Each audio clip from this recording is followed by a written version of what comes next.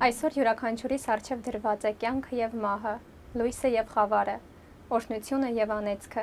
Ուստի ընտրությունը մեկն է։ Եկեք ընտրենք կյանքը, լույսը և օրհնությունը, որպեսզի կարողանանք ապրել և ապրեցնել։ Այսօր մեր տաղավարում ենք հյուրընկալել մեկ ընտանիք Մեսիա կազմակերպության հիմնադիրներ Համլետ և Լիլիթ Չոբանյաններին։ Նրանց կազմակերպության շնորհիվ Հայաստանում և Արցախում շուրջ 2200 ընտանիք է լուծել հացի խնդիրը։ Բարև ձեզ, ողջունում եմ ձեզ մեր տաղավարում։ Բարև ձեզ, շնորհակալ ենք այստեղ լինելու համար։ Կխնդրեի ներկայացնել ձեր կազմակերպության մասին, ինչպես է հիմնադրվել կազմակերպությունը, ինչպիսի գործունեություն եք ծավալում եւ արդյոք ձեր գործունեությունը ուղղված է միայն գյուղաբնակ ընտանիքներին օգնելու համար։ Կազմակերպությունը կարծես հիմնադրավ ակամա հորաքուրիս մահվան ժամանակ, երբ որ որոշեցի երկու ընտանիք իր հիշատակին օգնեի, որ իրանց հացի խնդիրը լուծեին։ Հետո ընկերներս իմացան, իրանք միացան, եկեղեցին իմացավ, Ֆրեզնոյի Ավետանի հավատքի քրիստոնյաներ, եկեղեցին օգնեց, անդամները շատ մեծ օգուտ տվեցին, Նորթ Կարոլինայից իմացան դրա մասին, Գերմանիա, Ավստրալիա տարածում գտավ, Գերմանիայով, Մոսկվայով, ու տեսանք, որ դա շատ լավ խնդիր է լուծում մեկ կովը, մենք տալիս ենք հղիկով եւ ծնված հորթը պարտավորվում է ստացողը տալ հարևանին, ու դրանով ինքը կարծես տեսնում է, որ ոչ միայն բեկալենն է լավ, այլ տալը, եւ այդ հարևանը դառնում է մեր հսկիչը, կարծես թե ինքը գիտի, որ այդ հորթը իրանն է լինելու, ինքը հսկում է այդ հարևանին, ինչպես է իր կովը նայում, եթե միած սխալ բան լինի, միանգամից մեզ տեղյակ է պահում։ Դա ոնց որ առաջի փուլն էր, հետո հասկացանք, որ Հայաստանում նարկոմանիան, ալկոհոլիզմը մի հատ ուրիշ մեծ խնդրեմ է, սկսեցինք օգնել տուն ժայռի վրա կազմակերպություն կա, որոնք զբաղվում էին, Գագիկ Մկրտչյանը կար, որ իր տնից էր սկսել, այդ ժամանակ մի հոգի էր, տեսանք, որ այդ մարդու մեջ այդ իղձը կա, այդ ցկտումը կա, օգնեցինք այդ կազմակերպությունը, մոտ 60-ից ավել մարդիկ ազատագրվեցին եւ հիմա դարձել են կամավորներ, ուրիշներին են օգնում։ Մյուս թերացումը տեսանք կրթական համակարգում, որ շատ թերացումներ կան եւ մեր երեխեքին պետք է որ ռոբոտաշինություն սովորեն, այդպես բացեցինք 4 արմատ դպրոցներ, օգնեցինք մեր կողմից, 2-ը Արցախում, 2-ը Երևանում, այն մի դպրոցը, որտեղ ես եմ սովորել եւ միշտ մտածում որ մի բան պետք է անեմ այդ դպրոցի համար, փառքաստու ստացվեց, ֆանդրեյզ արեցինք, հավաքվավ գումարը մի ամսվա մեջ, երկրորդը Երևանում, որ արեցինք Չարբախի Մովսես Գորգիսյանի դպրոցներ, վերջերս այցելեցի եւ տեսա մոտ 70-ից ավել երեխաներ ձրի սովորում են կոմպյուտեր օպերատորություն, ռոբոտաշինություն։ Եվ չորրորդ խնդրեմը տեսանք, որ Հայաստանում մի անեծքի պես բան կա, աբորտը, որ միամիտ կարդացի Google-ի մեջ, որ երկրորդն է Հայաստանում։ Սերով պայմանավորված աբորտը աշխարհում Հայաստանը բռնում է երկրորդ տեղը Չինաստանից հետո։ Ու մտածենք ինչ կարանք անենք եւ չորրորդ ճյուղը կարծես դարավ pro-life, pro-կյանք այդ շարժումը մեր եւ օգնելով այն ընտանիքներին, ովքեր որ դրան դրության առաջ էին կանգնել, շատ ընտանիքներ փառքաստու ստացվեց, որ իրանք երեխան ունեցան եւ այդ երեխայի ունենալով այդ ընտանիքում օրհնություն լսվավ, այդ աղջիկը որ հղի էր եւ պիտի երեխային հաներ, երեխան ունենալուց հետո երեխայի հայրը, հործնողները նորից իրան տարան ընտանիք, ինքը որ գարաժում էր ապրում, ավտոտնակում, եկան նորից հասի պես շորով, նույն հասանիկ արեցին, ինչը որ բոլոր աղջիկներն երազում հասի շոր հագնել, նորմալ փսակադրություն եղավ, հիմա տուն ունեն, հիմա երկրորդ բալիկ ունեցան, այդպես շատ դեպքեր կան, որ մեծ ծրագիրը օգնել է եւ հիմա էլ օգնում է այդ մարդիկ, ովքեր որ կանգնած են այդ ընտրության առաջ, խորհուրդ կտամ մոտենան քահանաներին, եկեղեցու հովիվներին, հոգևոր ճիշտ մարդկանց կոնսուլտացիա անեն իրանց հետ միջև անելը։ Ամերիկայում տենց preborn կազմակերպություն կա, իրանք ուլտրասաունդով օգնում են, որ մայրը տեսնի իր երեխային եւ սրտի աշխատանքը լսի։ Մոտ 80%-ը դա տենալուց հետո հրաժարվում են աբորտ անելը։ Երբ որ մայրը իր երեխուն տեսնում է, արդեն այդ սոցիալական պայմանները կամ այդ ամուսնական այդ վիճակները մի կողմ դնելով որոշում են, որ պիտի անպայման երեխան ունենան եւ այդ նույն ծրագիրը ուզում ենք, որ Հայաստանում լինի, շատ բժիշկների հետ ենք համագործակցում, վերջերս մի հատ բժիշկի հետ էի խոսում, ինքը որ աբորտ էր անել շատ, ասում էր ես ամեն անելու ժամանակ մի բան լինում էր իմ կյանքում, մտածում էի պատահական է, ասում էի չէ դու կյանք ես վերացրել, ոնց կլինի պատահական, ու այդ մարդը կանգնավ, ասեց ձեր առաջ խոստանում եմ, ասի Աստծո առաջ խոստացի, մենք մարդ ենք, խոստացավ, որ կյանքում աբորտ չանի, առանց իրան մի շահ վաճառության, առանց մի բան առաջարկել, մարդ իր բերանով հրաժարվավ, ասես կապ չունի ինչքան կվճարեն ինձ, ես էլ չեմ անի։ Ուտեն շատ դեպքեր կան, հիմա մեր պայքարը իմ եւ Լիլիթի եւ մեր երեխաների, իմ առաջի մեր ավակ աղջիկը, ինքը գինեկոլոգ է, արդեն իր ռեջիստրն նրս բան կա Ամերիկայում, բարձր բուժքույրի աստիճանը, արդեն դիպլոմը հանեց, ինքն է մեր հետ միացել է այս շարժմանը։ Դուք եւս բազմազավակ ծնողներ եք, 7 երեխաների ծնողներ։ Այո։ Եվ դա եղել է շնորհիվ այն մտքի, որ Աստված ինչքան երեխա տա, մենք ուրախությամբ ընդունենք։ Երեխան Աստծո պարգևն է, ու ամեն երեխայից հետո մի օրհնություն է եկել,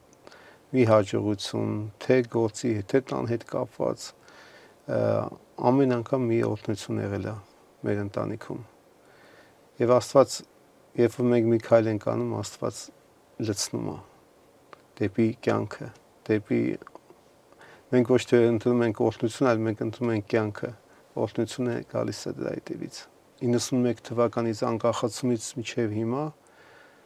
Հայաստանում 500,000-ից ավել երեխա է աբորտ եղել, կես միլիոնից ավել վիճակագրական տվյալներով, ոչ թե օդից են վերցնում կամ չհաշված, ովքեր որ առանց տեղյակ բայլ, ասենք բժիշկների իմացության իրանք են փորձել կանգնեցնել, դա կես միլիոնը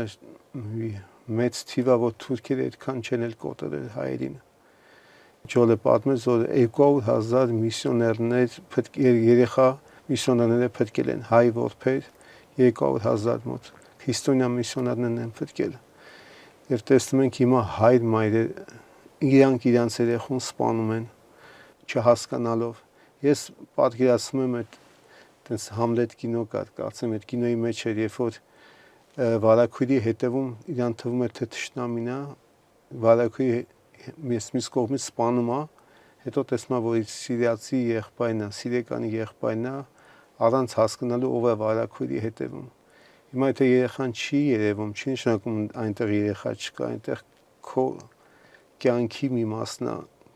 այնտեղ ով որ սպանում է, ինքը իրան է սպանում։ Ջոլը շատ լավ միտք ասեց, որ եթե մենք չենք ընդունում կյանքը, ուրեմն մենք հակահայ ենք, ուրեմն մենք մեզ ինքնաոչնչացնում ենք։ Եթե այս տեմպերով գնա, հայ ազգը 30-40 տարի հետո օրինակ Սաութ Կորեան, Հարավային Կորեան իրանց մոտ տոկոսային ծնելիությունը 100 կնոջից 60 երեխա են ծնվում, 100 կնոջից։ Եվ գրածա, որ հենց Էլոն Մասկն էլ բացաձայնեց, որ 20 տարի հետո 1/3-ը կորելու են կորեացիների։ Նույնը մեզ է սպասվում, եթե չկանգնենք այս չար սատանայական որոշումից, որը մեզի մնացել է հենց կոմունիստների ժամանակվանից, մենք չհասկանալով, կրթություն չունենալով, չհասկանալով, որ դա երեխա է, ոչ թե ինչ-որ մի հատ մսի գունդ, մարդիկ փորձում են հեշտությամբ կանգնեցնել, մոռացության տալ, սպանել իրանց երեխաներին, հիմնականը նայում են, որ այդ չկրթվածության պատճառն է։ Մենք շատ ենք ասում, մենք հայերս երեխասեր ենք։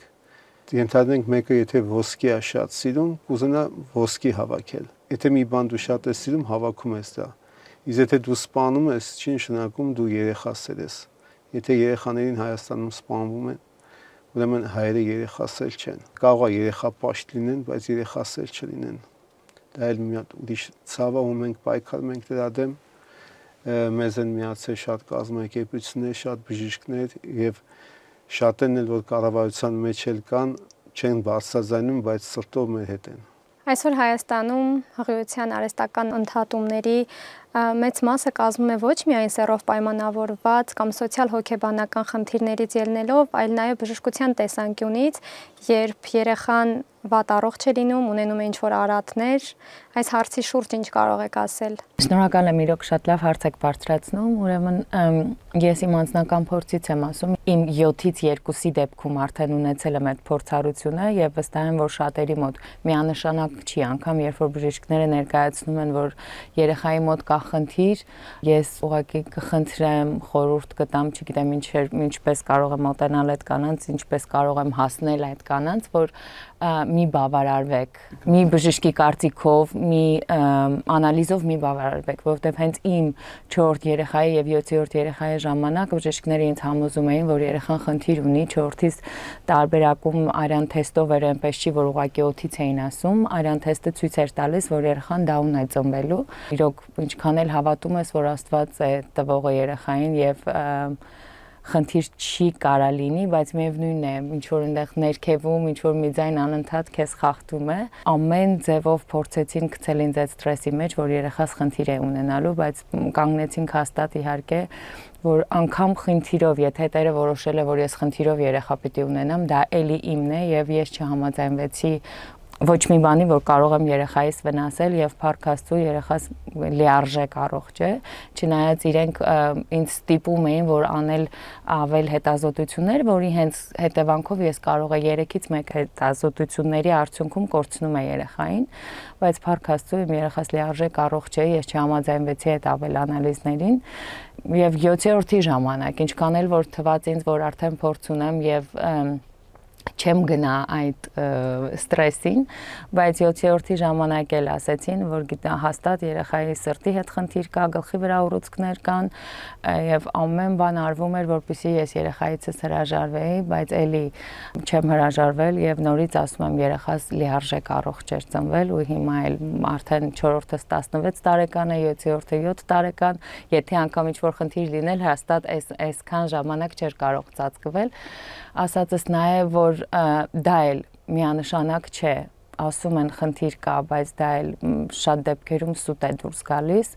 եւ եթե անգամ դա է քո ճակատագիրը, ես այսպես եմ դիտարկում, որ դու պետք է ունենաս խնդիրով երեխա, դա էլ Տիրոջ կողմից էլի պետք է ընդունել որպես նվեր, որովհետեւ դա էլ մեր համար է, որ դրանից էլ մենք բաներ ունենք սովորելու, մենք ինչքան էլ չենք սիրում այս մասին լուսաբանել, բայց շատ ենք լինում Խարբերդի մանկատանը, շատ ցավալի է, այդ երեխաները ամեն մեկը կարող էին իր մեծ ընտանիքի հետ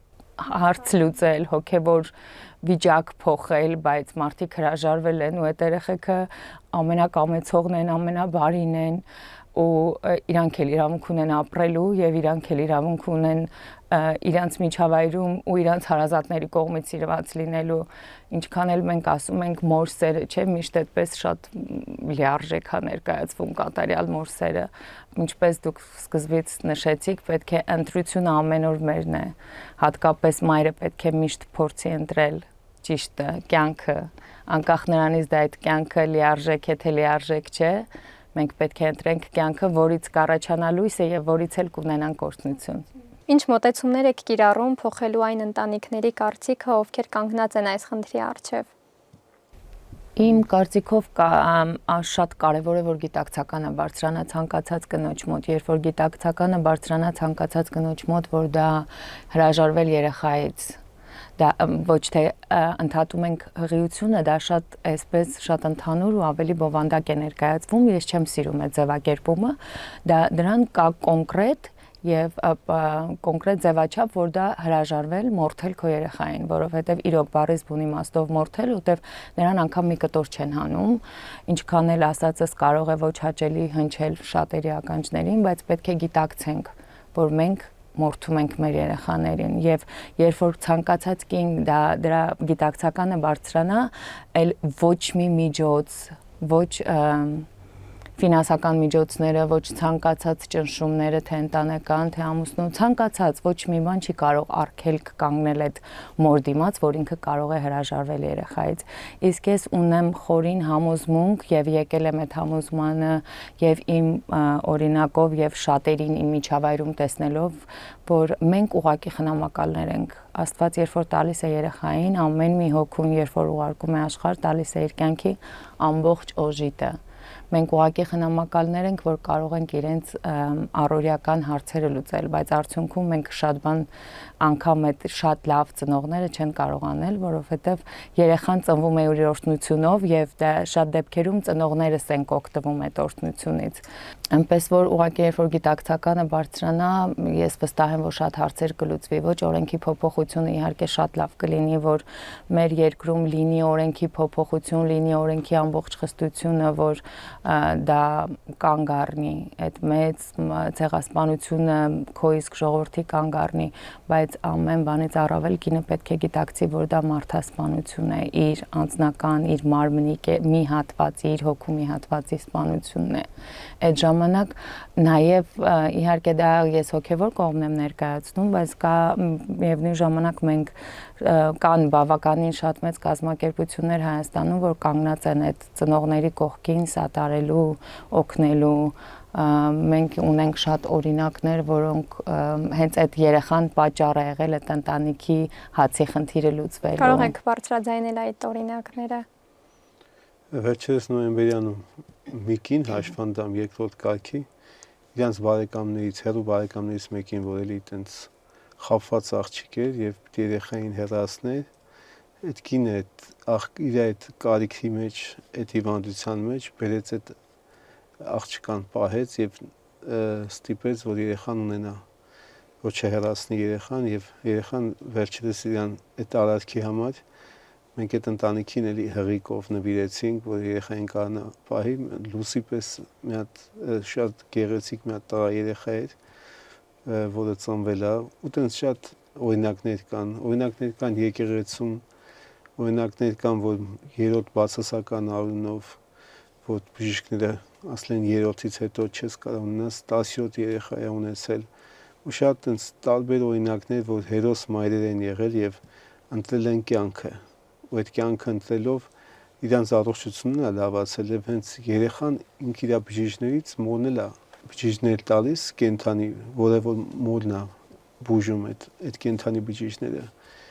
Շատ դեպքեր կան, մի հատ կազմակերպություն կա, որ իրանք օգնում են 5000 մայրերի, որ կարողանան հղիանալ, հիմա այդ 5000-ից 3000-ը կարծեմ, հա։ Գրանցված այդ արհեստական բեղմնավորումով պատրաստ են ունենալու երեխաներ։ Հայաստանում կան հաշվառված 5000-ից ավել զույգեր, որոնք անում են ամեն բան երեխա ունենալու համար, որոնցից 3000-ը պատրաստ են անգամ ուրիշի երեխուն որդեգրելու։ Այսինքն մի կողմում ունենք զույգեր, որոնք ամեն բանի պատրաստ են ունենալու երեխա, անկախ նրանից դա իրենց DNA-ն է, իրենց արյունն է, թե չէ, իսկ ունենք մյուս կողմում անտարբեր ու չգիտեմ ինչ կարելի է անուն տալ կանայք, որոնք շատ հեշտությամբ հրաժարվում են իրենց երեխաներից։ Եթե կան այդպիսի ծնողներ, այդպիսի մայրեր, ես իրանց չեմ մեղադրում, մենք կարող ենք որդեգրել երեխան եւ կարող ենք իրան պատկերավճարել տալ երեխա ունենալու համար եւ կարող ենք թողել ընտրություն մի ամսվա նորից եթե ինքը իր միտքը փոխի, գա նորից երեխան վերցնի ու այդ գումարով էլ այն մայրերը, ովքեր որ որոշում են կյանք պարգևել, մոտ 1 տարվա երեխայի սնունդը եւ իր այդ հիգիենիկ պարագաները մենք պատրաստ ենք հոգալու, այդպիսի դեպքեր, որ պիտի լինեն եւ հաստատված դեպքեր, որ պիտի իրանք աբորտ անեն, բայց որոշել են կյանք պարգևել, այդ տեսակ ընտանիքներին մենք պատրաստ ենք օգնել։ Իրանք կարող են կապվել մեզ հետ, մեկ ընտանիք միսիային կարող են Facebook-ով նամակ գրել, մենք շատ սիրով կաջակցենք իրենց։